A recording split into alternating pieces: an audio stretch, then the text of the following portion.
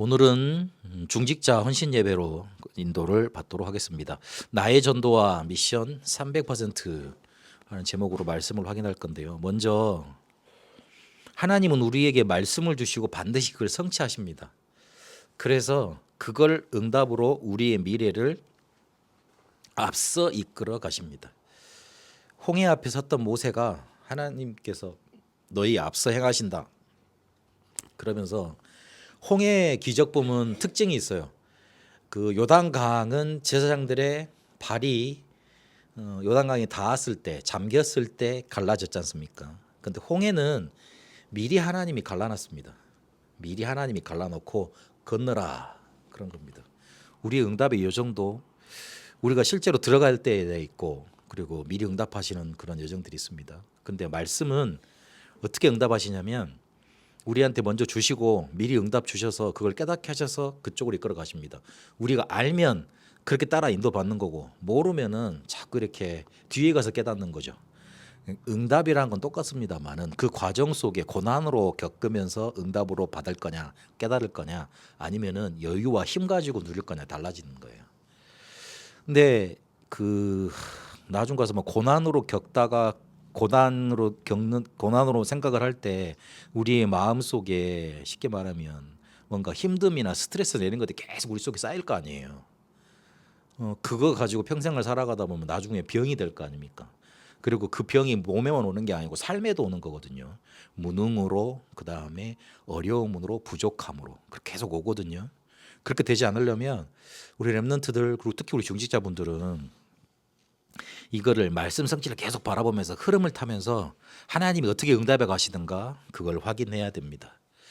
그래서 이번 주간에는 그 RGS, RLS 그 수련회도 있었습니다만은 그거는 크게 이렇게 전 대상을 향해서 주는 메시지는 아니기 때문에 이번 한 해 동안 지금 연말을 맞이해서 한 해 동안 어떻게 말씀을 주셨는가 그걸 좀 확인하고 이번 주는 가도록 하겠습니다.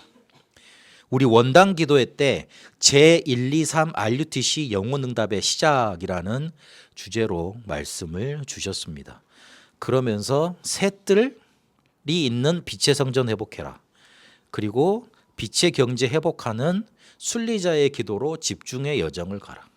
참된 부흥이 일어나는 빛의 이정표 붙잡도록, 이게 되어지도록 창조적 기도, 재창조의 기도로 정복하라. 그렇게 메시지가 선포가 됐습니다. 1 RUTC는 뭐죠? 2는 뭘까요? 그럼 또 3은 뭡니까? 4, 5 얘기까지 얘기하셨거든요. 1은 잘 들어두세요. 모으는 겁니다. 모으는 겁니다. 그래서 성경에 알리투시 운동 구절을 저기 광야, 신명기, 그 다음에 미스바 운동, 도단성 운동, 회당 운동, 그리고 포로에서 일어났던 운동 그렇게 얘기하셨죠. 구르트기 운동 5가지로. 그게 제1 알리투시입니다. 그러면 모았으면 어떻게 됩니까? 제2는 반대 개념인 모으기만 하면 안 되죠. 흩어져야죠. 현장으로 흩어지는 게 제2 RUTC입니다. 그래서 그런 의미로 곳곳에 RUTC가 서가고 있는 겁니다. 그래서 제1호 RUTC가 RLS, 옛날 경주에 있었는데 그게 미래 지도자 학교였습니다. 이름이 바뀌어서 지금 렘넌트 리더 스쿨로 이름 영어로 이제 바뀐 거잖아요. 그렇게 하고 그 곳곳에 이렇게 RUTC 이렇게 지어지는 겁니다. 독일에도 RUTC 있고 뭐 그렇죠. 그럼 제3은요? 흩어졌으면 현장으로 파고들어야죠. 현장에 흩어져서 이제 그렇게 말씀은 안 되잖아요. 파고들어야죠. 파고들어서 뭐 해야 되죠? 제사 치유해야죠. 후유증, 영적인 후유증 이런 거 막아야죠. 5는요? 그러고 끝나면 안 되잖아요. 넘겨줘야죠. 제1, 2, 3, 4, 5 그렇게 설명이 됐습니다. 근데 4, 5는 앞으로 이제 개념이 안 나올지도 몰라요. 그다음에 그러면 1, 2, 3에서 또 개념이 또 정리가 다시 되겠죠.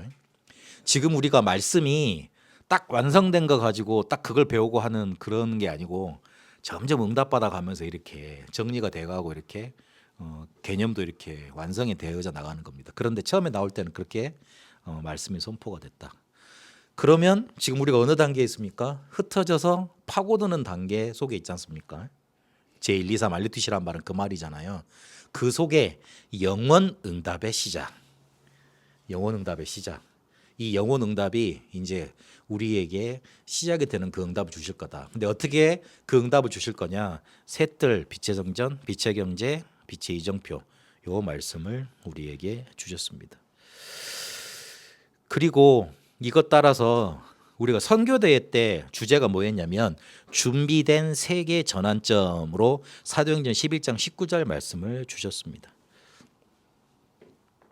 한참 작년에 그 방송 때문에 터져 나와가지고 말이 많고 막 그랬었잖아요. 아마 이때쯤 해서 그 우리 교회에서도 이렇게 목사님 이런 것들 어떻게 해야 됩니까? 정리가 되는 그런 시점이기도 했습니다. 그런데 제 마음속에 하나님 어떤 메시지를 주셨냐면 선교 헌금 작정해라 이 말씀 마음을 딱 주시더라고요. 준비된 세계 전환점. 우리가 지금 사도행전 11장 19절에 보면 스데반의 일로 일어났던 환란으로 인하여 흩어진 자들이 안디옥에 이르렀는데 그랬잖아요. 딱 그 상황이다. 우리가 지금 복음 전한다는 그거 그리고 우리가 잘못했다는 거 그래 그거 빌미를 잡아서 지금 환란이 온 건데 이때 우리는 또 여기서 주저앉을 거냐? 아니다. 선교 헌금 작정해야 되겠다. 안디옥 교회가 했던 것처럼 하나님이 제게 그 마음을 주시고 그리고 그 마음을 같이 여러분과 나눴는데 여러분이 오케이다 이건 하나님의 시간표다 그래서 우리 인도를 받았지 않습니까? 선교비를 작정을 해서 우리가 조금 여유롭지 않더라도 선교합시다 그런 내용들이 작정이 돼서 인도를 받고 있습니다. 그래서 그 뒤로 베트남 선교를 계속해야 되겠다. 그래서 안디옥 교회가 했던 팀 사역을 계속하면서 앞으로의 우리가 들어가는 베트남 선교 캠프는 그렇게 팀 사역으로 계속 그 현지 속에 있는 한국인 제자들을 찾고 그리고 민포 목사님하고 연결하는 그런 사역을 하게 될 거다. 선교 대회 때 그거를 이렇게 작정을 하고 인도를 받게 됐습니다. 그때 나온 메시지가 24 선교 제자, 25 현장 제자, 영원 제자 이게 합숙해서 나왔던 메시지예요. 그게 대회 때 그러면 그 선교 제자를 가지고 제자 팀을 만들고 현장 제자들로 비밀팀, 비밀 결사대 그리고 렘넌트 미니스트리 그리고 홀리 메이슨 이렇게 비밀팀을 만드는 거죠. 그리고 영원 제자들을 가지고 영원 작품팀 이렇게 만들어내라 이렇게 말씀을 주셨어요. 그리고 그러면 우리는 보장된 미래를 가지고 가는 자들이라고 선교 연합 예배 때까지 말씀을 주셔서 이렇게 마무리가 됐죠. 오직 유선 재창조의 길로 가는 거다 말씀을 주셨습니다.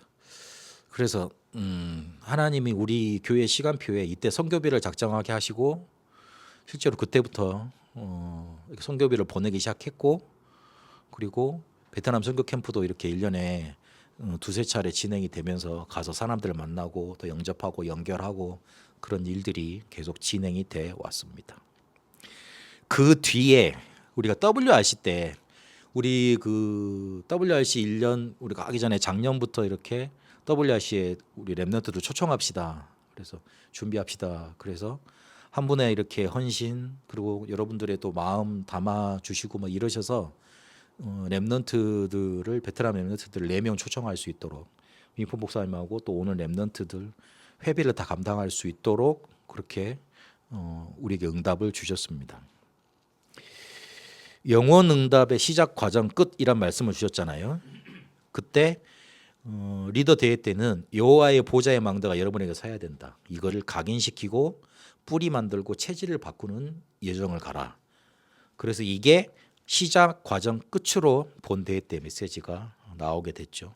그리고 전도자의 고백에서는 이제 우리 랩런트들은 서밋 기도를 해라. 그리고 서밋 전도를 해라. 그리고 서밋 작품을 만들어서 이렇게 서밋으로 인도를 받아라. 그렇게 메시지를 주셨어요.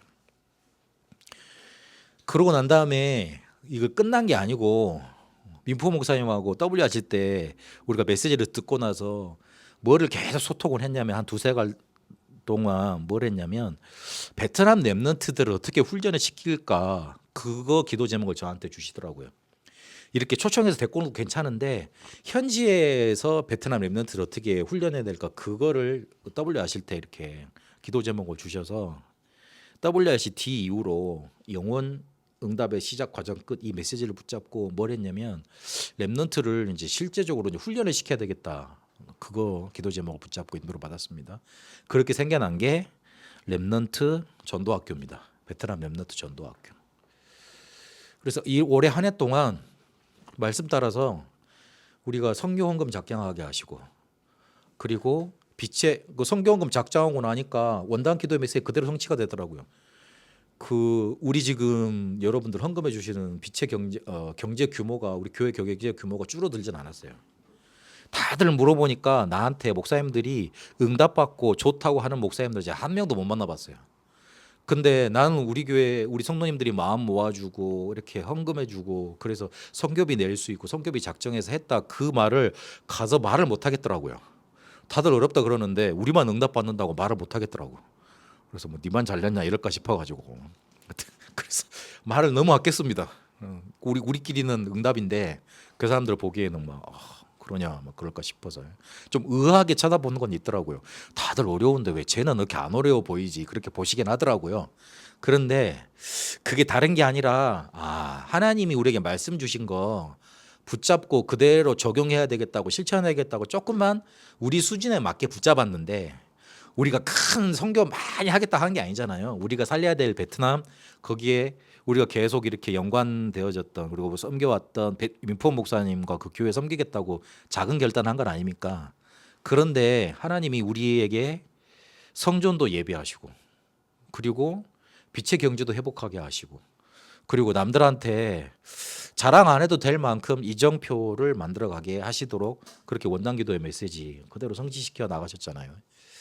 그래서 이 올해 한 해 동안 이렇게 크게 우리는 하나님의 인도를 받았다. 그렇게 확인을 했습니다. 또 돌아보니 하나님이 말씀을 주시고 반드시 응답하십니다. 그래서 우리가 그 응답대로 우리가 가면 되겠습니다. 그래서 하나님이 우리에게 응답을 항상 하실 거기 때문에 우리의 눈은 항상 어디에 있어야 되느냐. 특히 우리 중직자분들의 눈은 항상 어디 있어야 되느냐. 현장에 있어야 됩니다. 우리의 눈이 응답에 있으면 나중 가다 보면은 다 놓치게 됩니다. 하나님과 방향이 안 맞기 때문에. 어제 우리 핵심 메시지에서도 유 목사님 그러셨잖아요. 말씀 주셨잖아요. 하나님의 방향은 세계복음화에 있다. 그 내용이 복음이고 그 목표가 전 세계 사람들한테 이 복음이 증거되는 겁니다. 우리 예배 묵상에서도 정리가 됐죠. 응답은 당연하게 따라옵니다. 말씀 주시고 우리가 말씀 받겠고 우리가 하나님 자녀이기 때문에. 그렇기 때문에 우리의 눈이 어디 있어야 되느냐. 하나님이 원하시는 곳에 우리의 눈도 가 있어야 됩니다. 현장.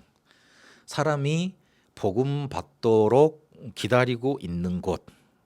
우리가 정말로 해야 될 일은 현장에 죽어가는 영혼 살리는 데 있습니다. 그러기 위해서 예배당도 만들고 그러기 위해서 우리가 사업도 하고 남은 생도 거기에 투자를 하는 겁니다. 목사님, 저는 그렇게 하는 게 너무 어렵던데요. 괜찮습니다. 방향만 맞추고 있으면 됩니다. 불신자들도 그런 말을 하더라고요. 방향성이 있어야 된다. 그 성경에 있는 용어인데 어떻게 갖고 왔는지 방향성이 있어야 된다 그러더라고요. 볼 때마다 말이 맞지, 그렇지. 방향성만 있으면 늦게 가도 괜찮다고 막 사람들이 막 아니하고 막 그렇게 막 자기 만족하고 막 그렇게 메시지를 하더라고요. 근데 우리는 하나님의 자녀잖아요. 전도자들이잖아요. 그래서 하나님의 방향, 이 현장에 딱 우리의 눈을 갖고 계시면 됩니다.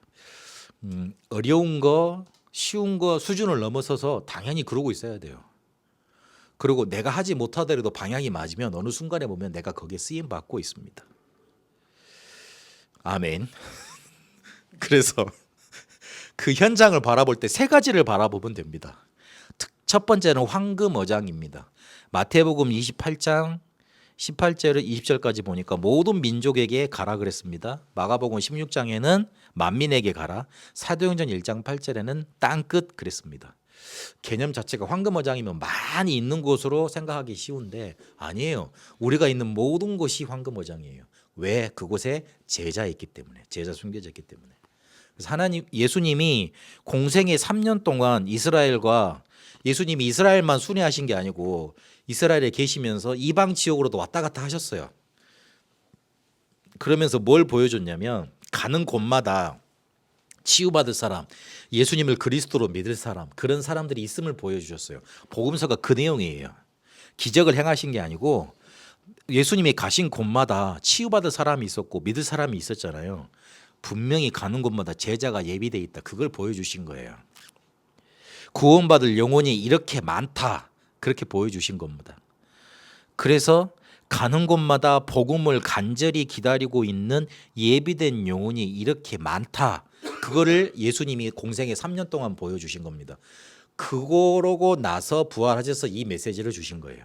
그게 연결해서 봐야 됩니다.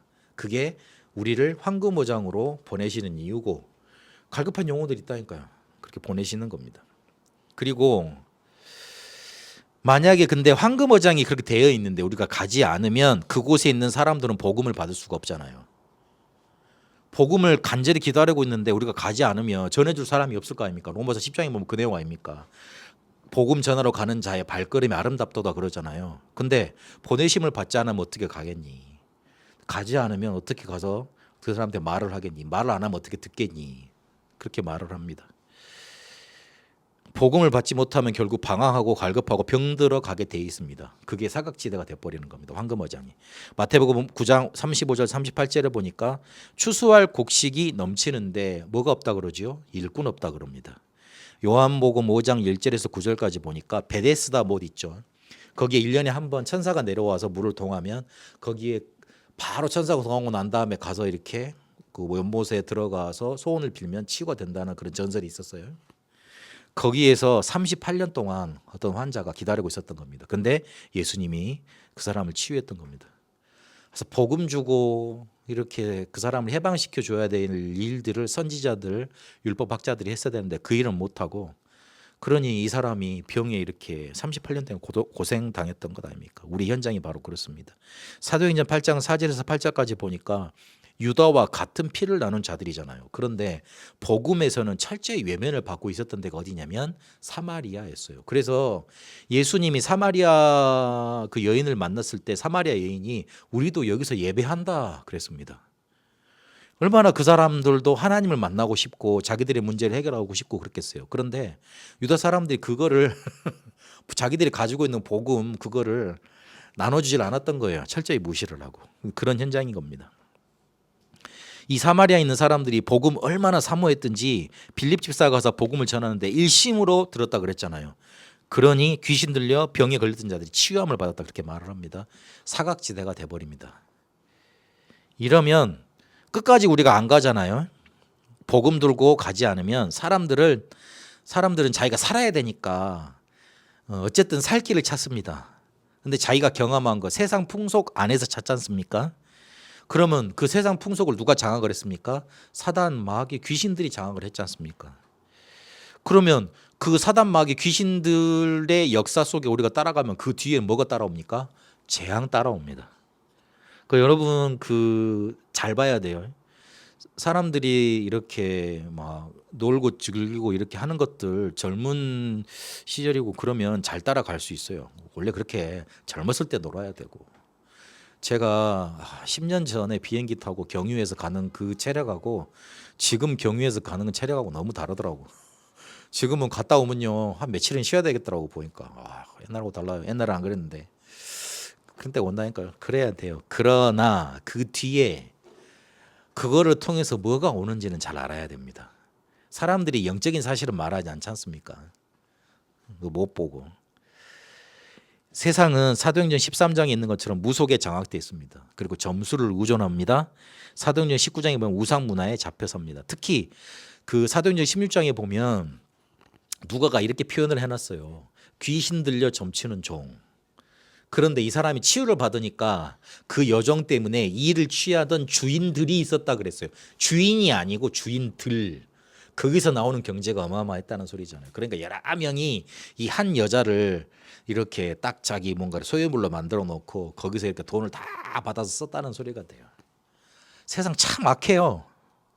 이 사람 귀신 들려서 죽든지 말든지 자기한테 조금 도움 된다 싶으면 그 사람 인권도 생각 없고 자유도 생각 없고 삶도 생각 없이 막 부려먹고 그런다니까. 참 악해요. 뭐 그게 당연한 것처럼 돼 있다니까요. 재앙지대가 돼 있는 겁니다. 그래서 우리의 눈이 항상 거기로 가 있어야 됩니다. 이거는 뭐를 하라는 말이 아니잖아요. 가 있다 보면 교회에서 하는 행정 그리고 뭐 하는 일들 다 이렇게 뭔가 달라지게 돼 있습니다.